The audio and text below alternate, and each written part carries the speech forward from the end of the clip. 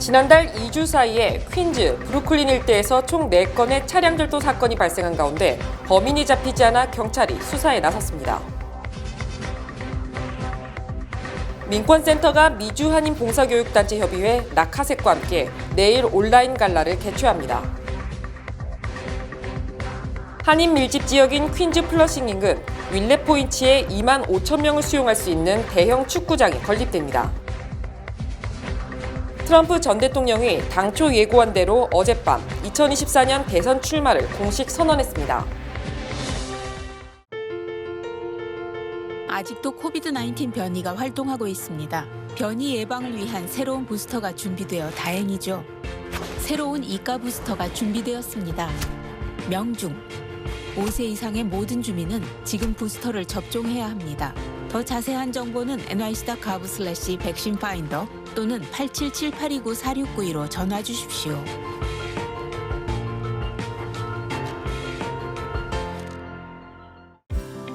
유나이티드 헬스케어는 40년 이상 메디케어 수혜자들에게 서비스를 제공해온 미국 최대의 메디케어 어드밴티지 플랜 건강보험 회사입니다. 유나이티드 헬스케어의 한국어 서비스팀은 다양한 혜택 및 수백여 개의 처방약을 코페이먼트 제로로 제공하는 향상된 2023년 메디케어 플랜을 쉽게 선택하실 수 있도록 도와드립니다. 연례 가입 기간이 12월 7일에 마감됩니다. 1877-718-3682, 1877-718-3682로 전화하십시오. 시청자 여러분 안녕하십니까? 11월 16일 수요일 TKC 뉴스데스크 첫 소식입니다.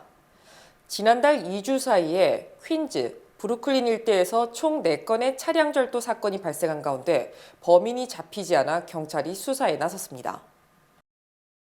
지난 10월 2주 사이에 브루클린과 퀸즈에서 무려 총 4건의 차량 절도 사건이 발생했으며 범인들은 당시 피해자에게 총을 겨누기도 했던 것으로 파악됐습니다. 범인들은 뒤에서 피해자의 차를 들이받은 후 피해 차량 주인이 차에서 내리면 폭력을 가하는 등 위협해 차를 빼앗아 달아나는 수법으로 모든 범행을 저질렀습니다.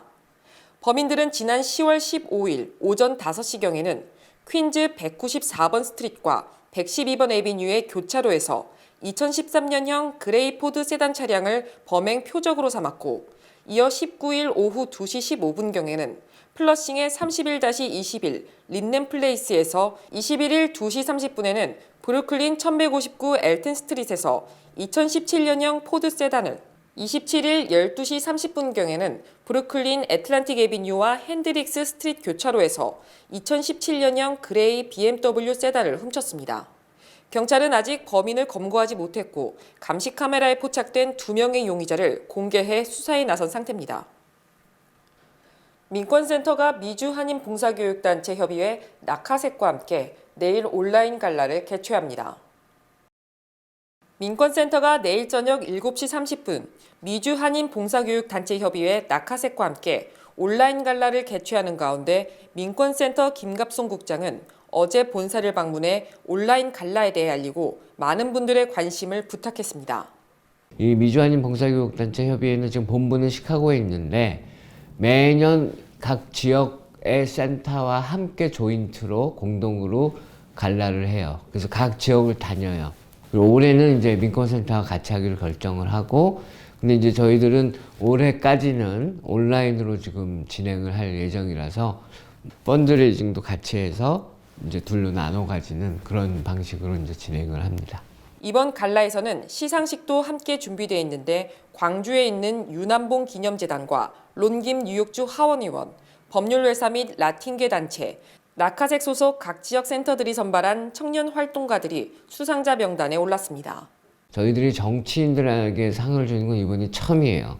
보통 많은 한인단체들이 정치인이 당선이 되면 상을 주는데 저희들은 절대 그러지 않고 당선된 후에 10여 년간 론김 의원이 그동안 활동해온 걸 보고 아 정말로 한인사회를 위해서 제대로 일을 해왔구나 라고 느꼈기 때문에 처음으로 민권센터가 정치인에게 커뮤니티 액션상이라는 걸 주고요. 이번 온라인 갈라가 더 특별한 이유는 유명한 농구 선수 제레미 린이 민권센터의 다인종 및 청소년 활동에 관심을 표하면서 3년간 15만 불을 기부하기로 결정했기 때문입니다.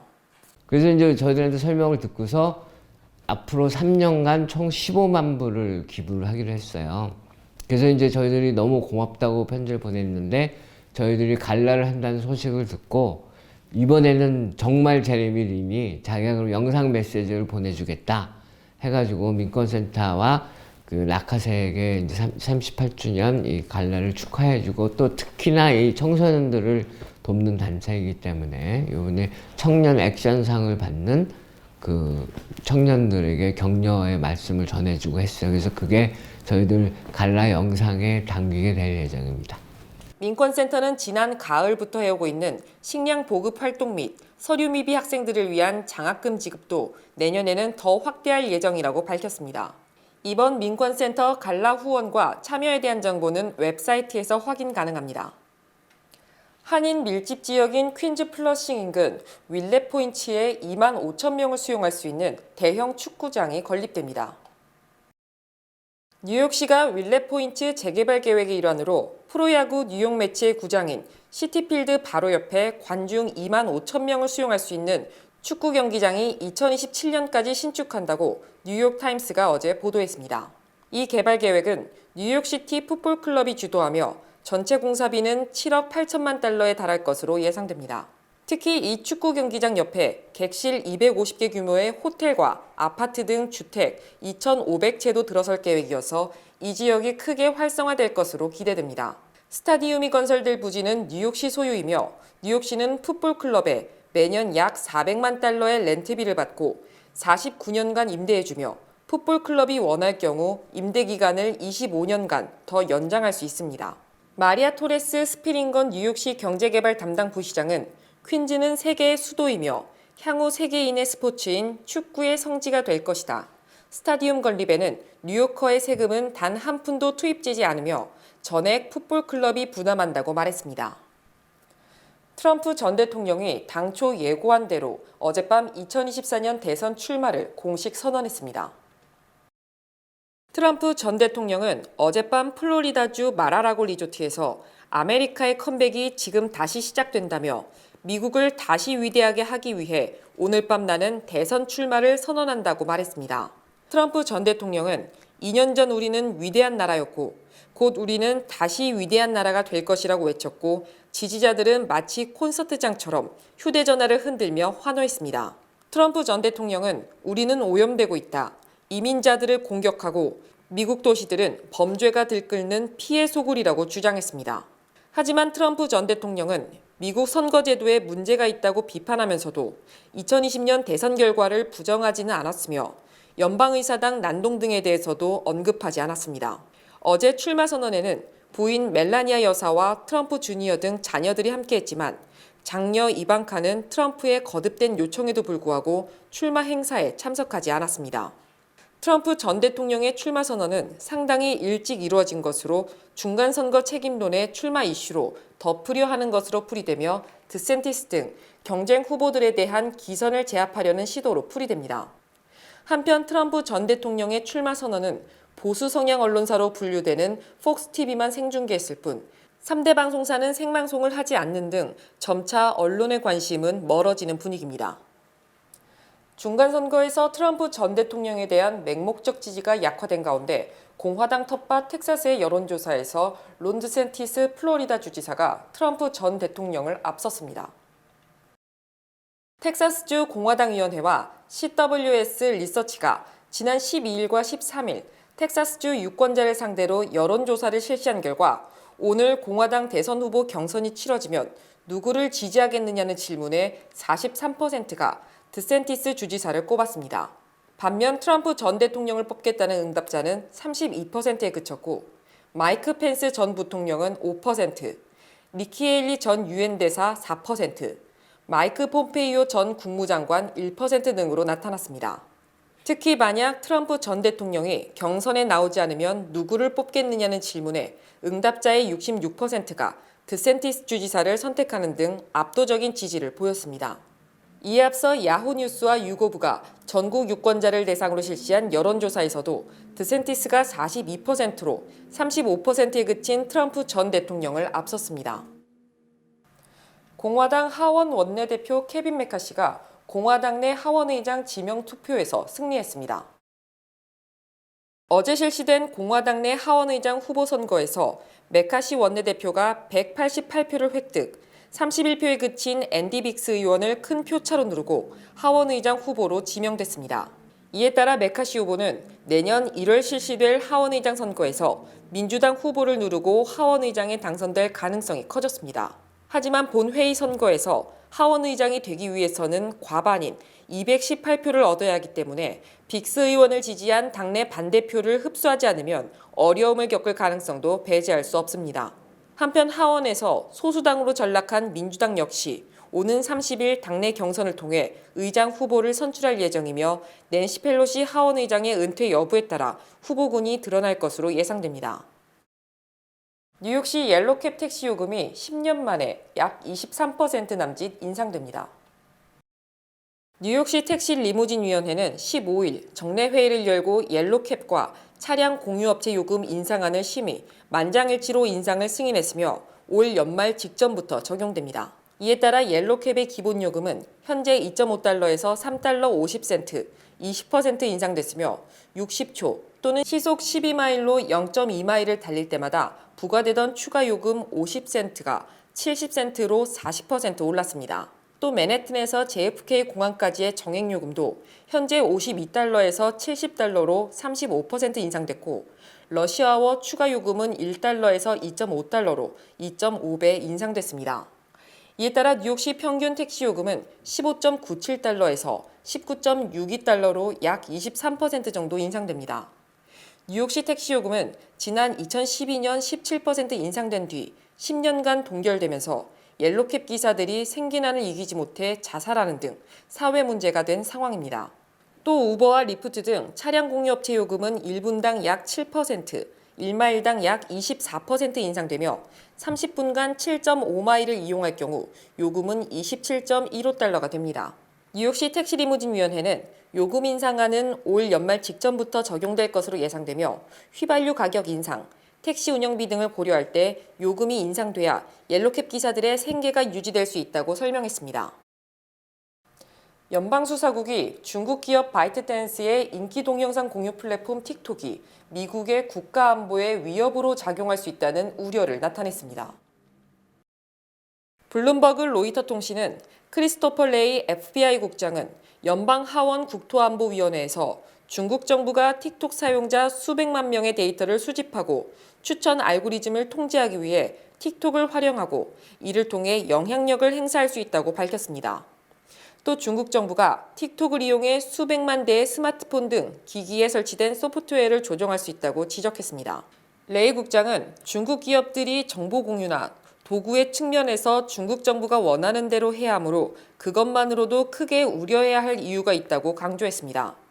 그간 미국 내에서 틱톡을 이용해 미국인 사용자 정보가 중국 정부에 넘어갈 수 있다는 우려가 여러 차례 제기되어 왔습니다.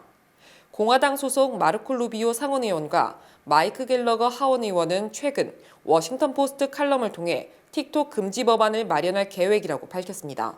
이에 대해 중국 외교부 마오닝 대변인은 정례 브리핑에서 허위 정보를 유포하고 이를 빌미로 중국의 관련 기업을 탄압하는 것이 미국 측의 관행적 행태로 굳어졌다며 중국은 이에 대해 결연히 반대한다고 말했습니다.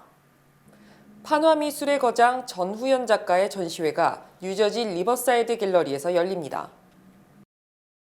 전후연 작가는 대한민국 판화미술의 계승과 발전에 이바지한 예술가입니다.